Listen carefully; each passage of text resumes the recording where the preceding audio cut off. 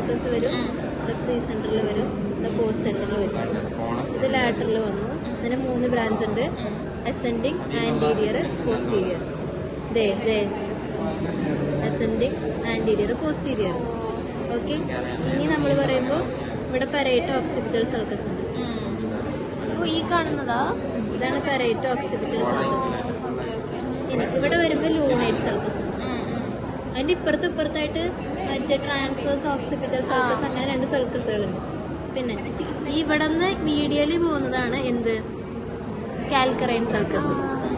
പിന്നെ ഇവിടെ ഒരു വൈ ഷേപ്പ് ഫോം ചെയ്ത് കണ്ട ഈ പ്ലേസ് ആണ് ക്യൂണിയസ്. ഈ സ്ഥലമാണ് ക്യൂണിയസ്. ഇതിന്റെ തൊട്ട് മേലുള്ളത് പ്രീ ക്യൂണിയസ്. ഓക്കെ. സുപ്പീരിയർ ആയിട്ടുള്ള അത്ര പറയാനുള്ളത്.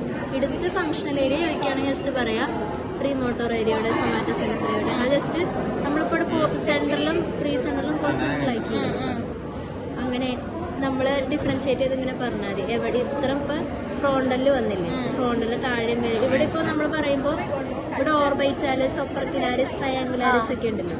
അപ്പോൾ അതൊക്കെ അങ്ങനെ നമ്മളൊരു ഏകദേശം ഒരു ഊഹം വെച്ച് ഇൻ കേസ് ചോദിക്കുകയാണെങ്കിൽ പറഞ്ഞാൽ മതി. നമ്മൾ ഡയഗ്രാം വെച്ച് പഠിച്ച പോലെ തന്നെ. പിന്നെ ഇൻഫീരിയർ ലാറ്ററൽ വരുമ്പോൾ ഇവിടെ ഓർബൈറ്റൽ, ഇത് 2ആയിട്ട് ഡിവൈഡ് ചെയ്തു. ഇവിടെ ഓർബൈറ്റിൽ ടെൻജോറിയൽ സർഫസ്.